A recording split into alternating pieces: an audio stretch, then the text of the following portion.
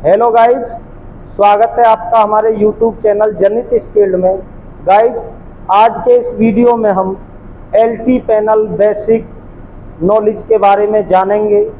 LT panel क्या है, LT panel का चेंज ओवर कैसे करते हैं और एलटी पैनल में क्या क्या इक्विपमेंट लगे होते हैं, उन सभी के बारे में जानेंगे।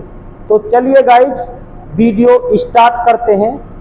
तो गाइज, जैसा कि आप वीडियो में देख रहे हैं, ये हमारा सभी एलटी पैनल रूम है। तो एलटी पैनल यानी कि लो टेंशन पैनल रूम। गाइज, यहाँ पर 440 वोल्टेज सप्लाई आई हुई है और जैसा कि आप वीडियो में देख रहे हैं, ये हमारा सभी जो लोड है, अलग अलग लोकेशन के लिए हमने लोड दिया हुआ है। और ये जो वीडियो में आप देख रहे हैं, ये है हमारी एसीबी। एसीबी यानी कि air circuit breaker. Guys, air circuit breaker दो प्रकार के होते हैं, ईडीओ और एमडीओ। ईडीओ यानी कि इलेक्ट्रिकल ड्रॉ आउट, एमडीओ यानी कि manual draw out. Guys, EDO प्रकार के जो एसीबी ब्रेकर होते हैं, उनमें हमें एसीबी को कितनी ही बार ऑन या ऑफ करें, हमें स्प्रिंग चार्ज करनी नहीं पड़ती है, क्योंकि 220 वोल्ट एसी से हमारी स्प्रिंग चार्ज होती है। हालांकि वो जो एसीबी की स्प्रिंग चार्ज मोटर होती है, वो यूनिवर्सल मोटर होती है, वो एसी और डीसी दोनों ही पर काम कर सकती है, पर मोस्टली हम एसी से चार्ज करते हैं। तो गाइज, एमडीओ यानी कि मैनुअल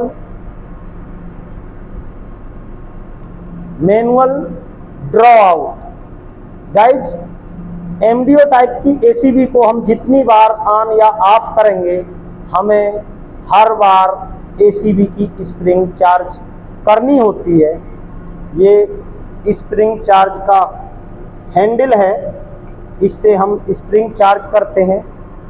और इस पर जो एसीबी पे हमारी इंटरनल सेफ्टी दी हुई है, इनको हम माइक्रोलॉजिकल रिले या इंटरनल सेफ्टी कहते हैं। और ये 4 सेफ्टियां होती हैं हमारी: overload, short circuit, ground fault और इंटेनियस। और इधर साइड में हमारी ये रिले लगी हुई हैं और इधर साइड में ये हमारे टाइमर हैं। और ये हमारे ऑन ऑफ के पुश बटन हैं। ग्रीन कलर का जो पुश बटन है, इससे स्टार्ट करते हैं, रेड कलर से स्टॉप करते हैं। और ये एसीबी ऑन ऑफ का इंडिकेशन है, यहाँ क्लोज दिखा रहा है। एसीबी क्लोज का मतलब ऑन होता है, और ये स्प्रिंग चार्ज का इंडिकेशन है। और ये है हमारा मल्टी फंक्शन मीटर। इस पर गाइज हमें single phase voltage, 3 phase voltage, ampere, power factor, frequency, KWH, KVH, ये सभी रीडिंग मिलती हैं। इसी प्रकार ये सभी हमारे जो लोड दिया हुआ है, आउटपुट लोड की एसीबी हैं। और ये जो वीडियो में आप देख रहे हैं, ये है हमारी एमसीसीबी। एमसीसीबी यानी कि मोल्डेड केस सर्किट ब्रेकर।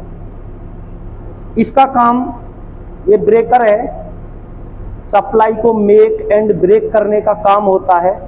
और ये जो रेड कलर का दिखाई दे रहा है, ये हमारा सेलेक्टर स्विच है। और ये जो सेलेक्टर स्विच है, एमीटर मीटर का है।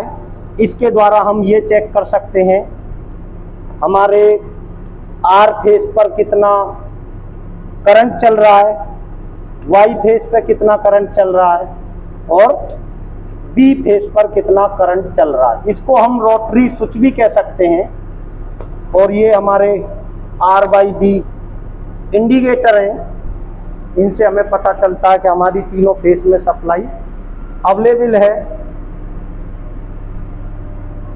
ये हमारी नीचे की तरफ सभी MCC भी हैं।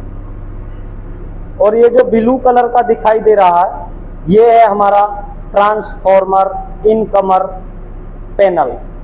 ये 2500 kVA के ट्रांसफॉर्मर के लिए हमारा ट्रांसफॉर्मर इनकमर पैनल दिया हुआ है और इसका ब्लू कलर होता है। और ये है हमारा एन्यूकेटर। इसके द्वारा हम ट्रांसफॉर्मर पर जो भी हमारे ट्रांसफॉर्मर का वाइंडिंग टेम्परेचर हाई होगा तो उसका हमें यहाँ अलार्म मिल जाएगा, या ऑयल टेम्परेचर हाई होगा उसका अलार्म मिल जाएगा, या हमारी बकोल्ज रिले ट्रिप करेगी तो उसका भी अलार्म मिल जाएगा। और इसमें हमें टेस्ट, साइलेंस, एक्सेप्ट और रिसेट ये सभी ऑप्शन दिए हुए हैं। यदि कोई अलार्म आता है तो हम उसको साइलेंस कर सकते हैं, या हमें पता चल जाए किस चीज़ का अलार्म है तो एक्सेप्ट कर सकते हैं और फिर रिसेट कर सकते हैं। जब तक हम रिसेट नहीं करेंगे तब तक हमारा ये जो ब्रेकर दोबारा से ऑन नहीं होगा। अलार्म जैसे ही आता है ब्रेकर हमारा ट्रिप हो जाता है। और ये जो ऑरेंज कलर का दिखाई दे रहा है ये हमारा DG इनकमर है, DG नंबर 2 के लिए 1500 kVA DG के लिए, और ये ऑरेंज कलर का होता है। और ये जो नेक्स्ट है ऑरेंज कलर का ये हमारा स्पेयर पैनल है। और ये जो येलो कलर का दिखाई दे रहा है ये हमारा बस कपलर है। बस कपलर गाइज, बस कपलर का काम होता है सप्लाई को मेक एंड ब्रेक करना, यानी तोड़ना और जोड़ने के काम आता है। और ये जो ऑरेंज कलर का दिखाई दे रहा है ये हमारा GG इनकमर है। ये GG नंबर 1 के लिए है, 2500 kVA का GG है। और इससे आगे ये हमारा ऑरेंज कलर का जो DG इनकमर है 1500 kVA DG के लिए है। और ये जो ब्लू कलर का है ये हमारा ट्रांसफॉर्मर इनकमर है 2500 kVA ट्रांसफॉर्मर के लिए। और ये आगे जो आप वीडियो में देख रहे हैं ये भी हमारा सभी जो लोड है। तो गाइज, हम कहीं पर भी किसी भी नए पैनल पर जाकर चेंज ओवर कैसे करेंगे उसके बारे में थोड़ा जानेंगे। भाई चेंज ओवर कैसे करते हैं? तो गाइज सबसे पहले हम ये देखेंगे कि ये हमारा जो LT पैनल है वो कितने सेक्शन में डिवाइड है। तो गाइज यहाँ पर सिर्फ एक ही बस कपलर लगा हुआ है। तो ये जो हमारा LT पैनल है 2 सेक्शन में डिवाइड है, सेक्शन A और सेक्शन B। और मैं आपको लाइव दिखाई देता हूँ LT पैनल की SLD। तो गाइज ये है हमारी LT पैनल की SLD। ये फर्स्ट नंबर पर हमारा ट्रांसफॉर्मर दिया हुआ है, सेकंड नंबर पर DG इनकमर है, और ये भी हमारा DG इनकमर है। और बीच में हमारा ये लिखा हुआ है शॉर्ट में BC यानी कि बस कपलर। ये हमारा DG इनकमर है और ये हमारा DG इनकमर और ये हमारा ट्रांसफॉर्मर है। तो इस प्रकार यहाँ पर साफ लिखा हुआ भी है सेक्शन A और सेक्शन B, और बीच में हमारा बस कपलर दिया हुआ है। आइए गाइज अब हम LT पैनल के चेंज ओवर के बारे में समझेंगे। तो गाइज हमारे पास 2 ट्रांसफॉर्मर हैं, 1 नंबर और 2 नंबर, और 2 हमारे पास DG हैं और 2 हमारे पास GG हैं और 1 बस कपलर है। तो इसके चेंज ओवर के बारे में हम समझेंगे। तो गाइज अभी हमारी ग्रिड सप्लाई आई हुई है और दोनों ही ट्रांसफॉर्मर आप देख सकते हैं हमारे ऑन है। ये वाला ट्रांसफॉर्मर भी और ये वाला जो ब्लू कलर का दिखाई दे रहा ये वाला ट्रांसफॉर्मर भी ऑन है। भाई इस ट्रांसफॉर्मर ने हमारे इधर का जो लोड है उसको सप्लाई दी हुई है और इस ट्रांसफॉर्मर ने हमारे आगे के लोड को सप्लाई दी हुई है, और बस कपलर हमारा अभी ऑफ है। गाइज जब हम 2 ट्रांसफॉर्मर चलाते हैं उनके बीच में जो भी बस कपलर होता है उसको ऑफ रखते हैं। गाइज किसी कारणवश हमारा लोड घटता है और हमको लगता है कि भाई एक ही ट्रांसफार्मर से हम पूरे बिल्डिंग का लोड चला सकते हैं, तो उस कंडीशन में हमें क्या करना होगा। तो गाइज हमें 2 ट्रांसफार्मर हैं, 2 में से कोई सा भी एक ट्रांसफार्मर हम ऑफ करते हैं। तो ट्रांसफार्मर पहले ऑफ करेंगे। अब ये हमारी जो स्विच है इसको हम TNC स्विच कहते हैं और यहाँ पर साफ लिखा हुआ भी है ट्रिप न्यूट्रल क्लोज। ट्रिप का मतलब बंद और न्यूट्रल का मतलब न्यूट्रल और क्लोज का मतलब चालू। ये जो हमारा स्विच है, हम इसे ब्रेकर को ट्रिप करें या क्लोज करें, ये हमेशा हमारा न्यूट्रल पर ही रुकता है। इसके अंदर स्प्रिंग लगी होती है। तो गाइज TNC से भी हम ब्रेकर को ऑन ऑफ कर सकते हैं और उस बटन के माध्यम से भी ऑन और ऑफ कर सकते हैं। तो हमने ट्रांसफार्मर को बंद करना है। जैसे ही हम ट्रांसफार्मर बंद करेंगे, हमारे आगे के लोड को सप्लाई जानी बंद हो जाएगी और फिर हम ये जो हमारा बस कपलर है, बस कपलर को ऑन करेंगे और जैसे ही बस कपलर को ऑन करेंगे, जो वर्क हमारा ट्रांसफार्मर कर रहा था वो ही वर्क हमारा बस कपलर करने लगेगा, आगे के लोड को सप्लाई देने लगेगा। तो इस प्रकार हम LT पैनल का चेंज ओवर करते हैं। अब हम बात कर लेते हैं DG के केस में। भाई इनकेस हमारी पावर सप्लाई फेल होती है तो उस कंडीशन में हम कैसे चेंज ओवर करते हैं। तो गाइज जैसे ही पावर फेल होगी, हमारे ट्रांसफार्मर तो ऑफ हो जाएंगे और ऑफ होने के बाद भी फिर भी हमें इन्हें मैनुअली चेक करना अति आवश्यक है, क्योंकि गाइज कई बार ये हमारे ट्रांसफार्मर ऑन रह जाते हैं और उसकी वजह से रिवर्स पावर जा सकती है। तो इसलिए हमें ऑफ होने के बाद भी ट्रांसफार्मर इनकमर की ACB को चेक करना होगा। उसके बाद जो भी हमारा लोड चल रहा था ग्रिड के केस में, उस लोड के अकॉर्डिंग हम अपने DG स्टार्ट करेंगे। यदि हमें 2 DG चलाना है तो उनके बीच में जो ये हमारा बस कपलर है इसको ऑफ रखना होगा। यदि 1 DG चलाना है तो हमें बस कपलर को चालू रखना होगा। तो गाइज मोटे तौर पर ये समझ लीजिए कि 2 DG हों या 2 ट्रांसफार्मर हों, यदि हमें दोनों को चलाना है तो उनके बीच में जो भी बस कपलर होगा उसको हमें बंद रखना होगा। और ये जो हमारा बस कपलर है गाइज, ट्रांसफार्मर और DG दोनों के साथ में ही काम करता। भाई इसका काम सिर्फ सप्लाई को तोड़ना और जोड़ना होता है।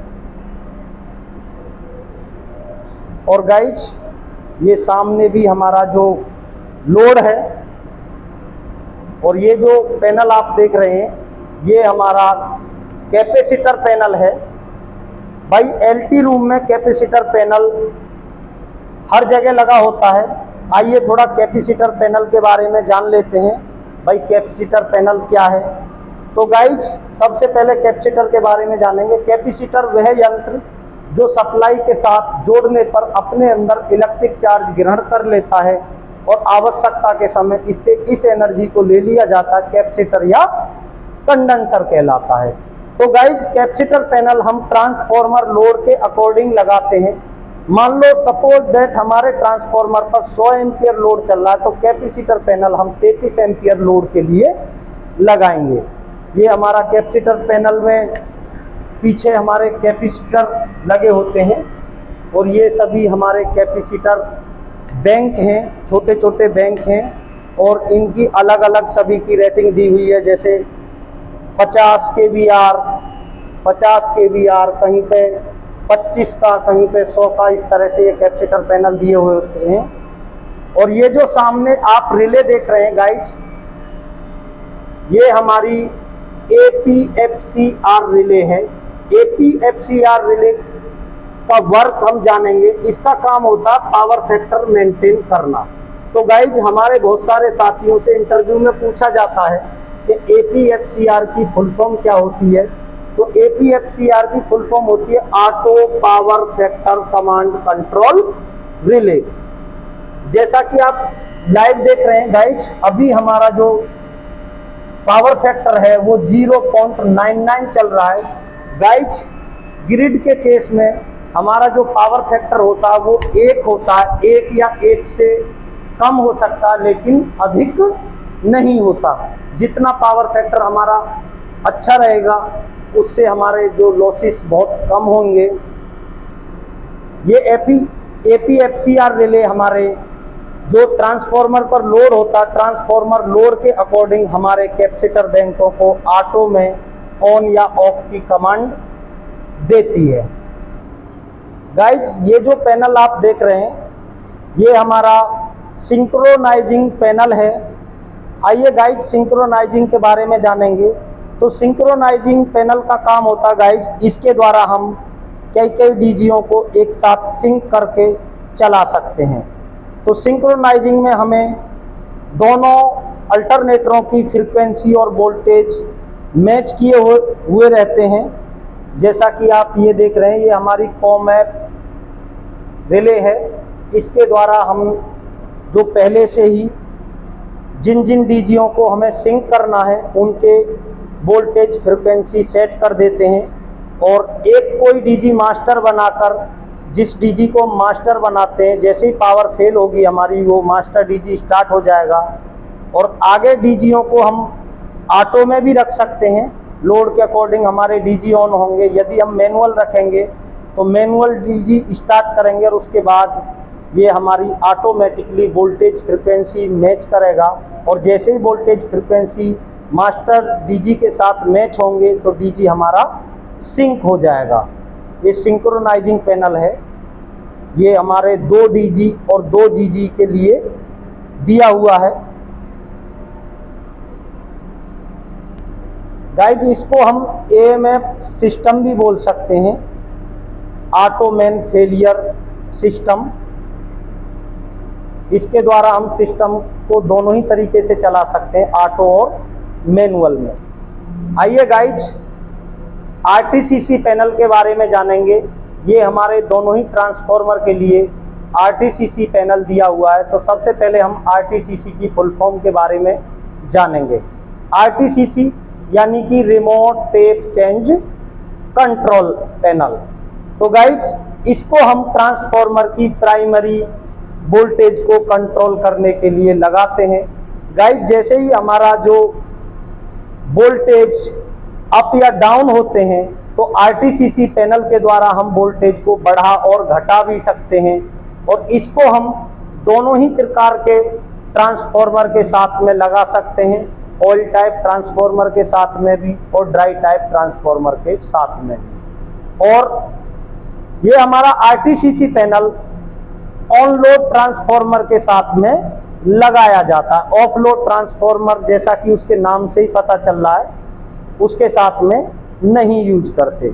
आइए गाइस थोड़ा सा इसके विषय में जानेंगे कि ये कैसे जो वोल्टेज अप डाउन हम यहाँ से कर सकते हैं। तो जैसा कि आप वीडियो में लाइव देख रहे हैं ये जो ऊपर मीटर है टेप पोजीशन इंडिकेटर है। अभी जो हमारा ट्रांसफार्मर की टेप है वो 5 नंबर पे है और इसमें ये जो सामने दिख रहे हैं आप ये ABR लगा होता है। ABR यानी कि ऑटोमेटिक वोल्टेज रेगुलेटर। ये हमारा ऑटोमेटिकली जो हम सेट वोल्टेज करेंगे उसके अकॉर्डिंग ये हमें काम करके देगा। और जो हमारा ट्रांसफार्मर होता है ट्रांसफार्मर पर हमारा OLTC लगा होता है और ये ABR सीधा OLTC को कमांड देता है और जो भी हमारे रिक्वायर्ड वोल्टेज है उसके अकॉर्डिंग OLTC हमारी टेप पोजीशन को चेंज करता है। आइए गाइज हमारे बहुत सारे साथी कंफ्यूज रहते हैं कि RTCC पैनल में यदि ABR खराब हो जाए तो भाई फिर ये कैसे वोल्टेज को रेज या लोअर करेगा। तो गाइज यदि हमारा ABR खराब हो जाए तो इसमें हमें पुश बटन भी दिए हुए होते हैं, इनके द्वारा भी हम वोल्टेज को रेज या लोअर कर सकते हैं। जैसा कि आप वीडियो में देख रहे हैं लोअर और रेज। और ये हमारा सेलेक्टर स्विच है, यदि ABR खराब हो जाएगा तो इसको हम मैनुअल पे सेलेक्ट करके टेप पोजीशन चेंज कर सकते हैं। और गाइज ये जो वीडियो में आप देख रहे हैं ये हमारा फायर सप्रेशर सिस्टम लगा हुआ है। ये हर जगह नहीं पाया जाता, हमारे पास में ये लगाया हुआ है आइए थोड़ा इसके बारे में समझ लेते हैं, फायर सप्रेशर सिस्टम क्या है। तो गाइस, जैसा कि आप वीडियो में देख रहे हैं, ये हमारे पूरे एलटी पैनल के अंदर एक ट्यूब जाती है और उस ट्यूब का जो मेल्टिंग टेम्परेचर होता है वो 110 डिग्री सेंटीग्रेड होता है। और आप सभी जानते हैं 110 डिग्री सेंटीग्रेड टेम्परेचर फायर के केस में ही पहुंचेगा। और ये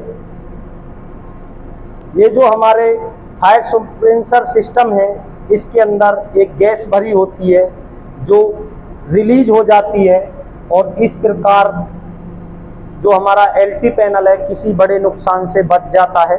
तो आइए गाइस, अब हम ये जानेंगे कि भाई ये फायर सप्रेशर सिस्टम जो है ये कैसे जो वर्क करता है। तो गाइस, ये जो हमारी पूरी ट्यूब है इसके अंदर हमने नाइट्रोजन प्रेशर होल्ड किया हुआ है।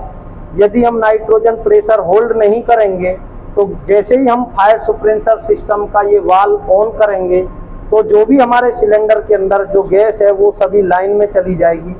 इसलिए ताकि हमारी जो सिलेंडर में गैस प्रॉपर बनी रहे तो हम इसमें नाइट्रोजन प्रेशर होल्ड करते हैं, और जैसे ही कोई फायर का केस होगा तो पहले नाइट्रोजन गैस लीक होगी और उसके बाद ये हमारा सिलेंडर रिलीज हो जाएगा। तो गाइज, उम्मीद करूंगा कि एलटी पैनल में जो जो इक्विपमेंट लगे होते हैं उन सभी के विषय में मैंने प्रॉपर विस्तार से बताया है और वीडियो आपको पसंद आएगी। वीडियो को ज़्यादा से ज़्यादा अपने टेक्निकल के साथियों को शेयर करें, कमेंट करें, लाइक करें और बने रहिए इसी टाइप की नॉलेजेबल वीडियो देखने के लिए हमारे जनहित स्किल्ड के साथ में। मैं आपका साथी भरत। जय हिंद, जय भारत।